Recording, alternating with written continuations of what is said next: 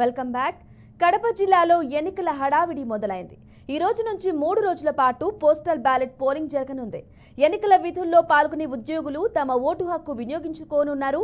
Postal ballot కోసం నియోజకవర్గాల వారీగా ఫెసిలిటేషన్ సెంటర్స్ ఏర్పాటు చేశారు. పోస్టల్ బ్యాలెట్ ద్వారా ఈ రోజు 4757 మంది పోలింగ్ అధికారులు, సిబ్బంది తమ ఓటు హక్కు వినియోగించుకోనున్నారు. రేపు మరో 8141 మంది అదనపు పోలింగ్ సిబ్బంది ఓటు వేయనున్నారు.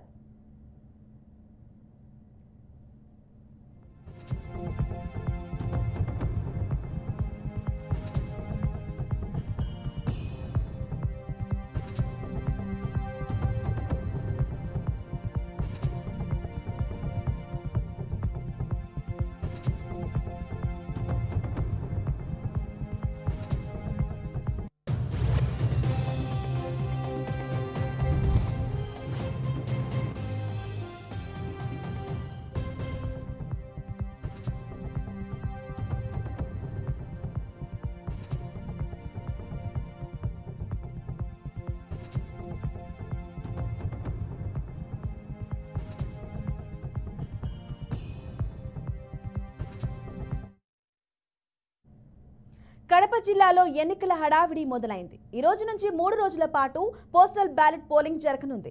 ఎన్నికల విధుల్లో పాల్గొనే ఉద్యోగులు తమ ఓటు హక్కును వినియోగించుకోనున్నారు. పోస్టల్ బ్యాలెట్ కోసం నియోజకవర్గాల వారీగా ఫెసిలిటేషన్ సెంటర్స్ ఏర్పాటు చేశారు. ఇక ఇదే విషయంపై మరింత సమాచారం కడప నుంచి సురేంద్ర అందిస్తారు. మా ప్రతినిధి సురేంద్ర లైవ్ లో అందిస్తారు. సురేంద్ర, చెప్పండి.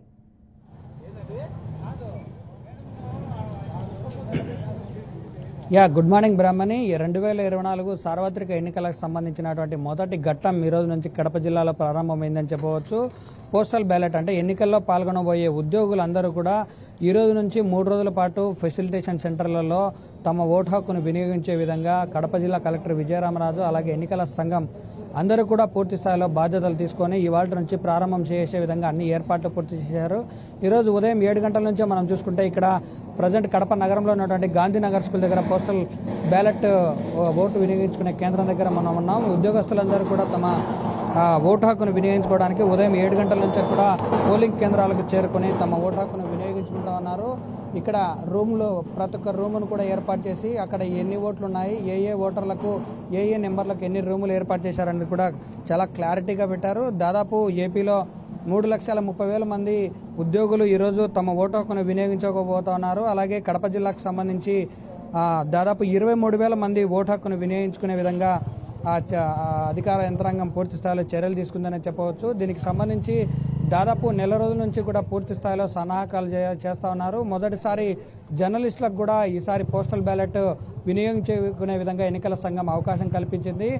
జిల్లా వ్యాప్తంగా ఉన్నటువంటి 7 అసెంబ్లీ నియోజకవర్గాల్లో, అసెంబ్లీ నియోజకవర్గ కేంద్రాల్లో ఫెసిలిటేషన్ సెంటర్లు ఏర్పాటు చేశారు. ఆ ఫెసిలిటేషన్ సెంటర్లలోనే ఉద్యోగస్తులందరూ తమ ఓటు హక్కును వినియోగించుకునేలా ప్లాన్ చేశారు. ఇవాళ మొదటి రోజు కావడంతో బిఎల్ఓలు, పిఓలు, ఓపీఓలుగా వ్యవహరిస్తున్నటువంటి వాళ్ళందరూ కూడా ఈరోజు మొదటి రోజు కావడంతో తమకు కేటాయించినటువంటి ఫెసిలిటేషన్ సెంటర్లకు వెళ్ళి ఓటు హక్కు వినియోగించుకోవచ్చు. రేపు సచివాలయంలో ఉన్నటువంటి సిబ్బంది అలాగే ఎసెన్షియల్ అంటే అత్యవసర సేవల కిందకి వచ్చే వాళ్ళందరూ కూడా రేపు 6వ తారీఖు ఓటు హక్కు వినియోగించుకునేలా ప్లాన్ చేశారు. అలాగే ఓట్ ఫ్రమ్ హోమ్ అంటే ఇంటి నుంచే ఓటేసే విధానం, అంటే 85 ఏళ్ళు పైబడిన వారు అలాగే కరోనా బాధితులు, మంచానికే పరిమితమైనటువంటి వాళ్ళందరూ కూడా 8వ తారీఖు ఈ ఓటు హక్కును వినియోగించుకునే విధంగా ఎన్నికల సంఘం చర్యలు తీసుకుంది. అలాగే ఓట్ ఫ్రమ్ హోమ్ ద్వారా చేస్తున్నటువంటి ప్రక్రియను అందరూ హర్షించదగ్గ విషయంగా భావిస్తున్నారు. ఎందుకంటే ఇంట్లో నుంచి బయటికి రాలేని వాళ్ళకు కూడా ఓటు హక్కు రాజ్యాంగ అధికారం ఇచ్చినటువంటి ప్రకారంగా ప్రతి ఒక్కరూ ఓటు హక్కు వినియోగించుకునేలా ఈసారి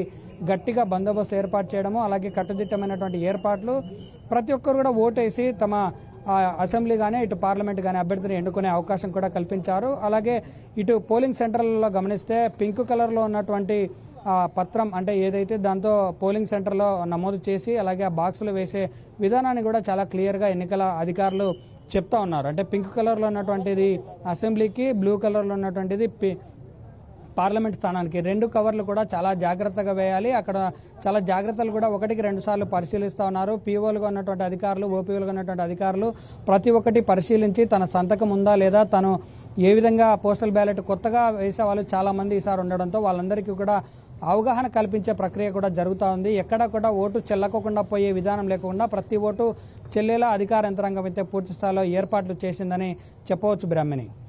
థ్యాంక్ యూ సురేంద్ర.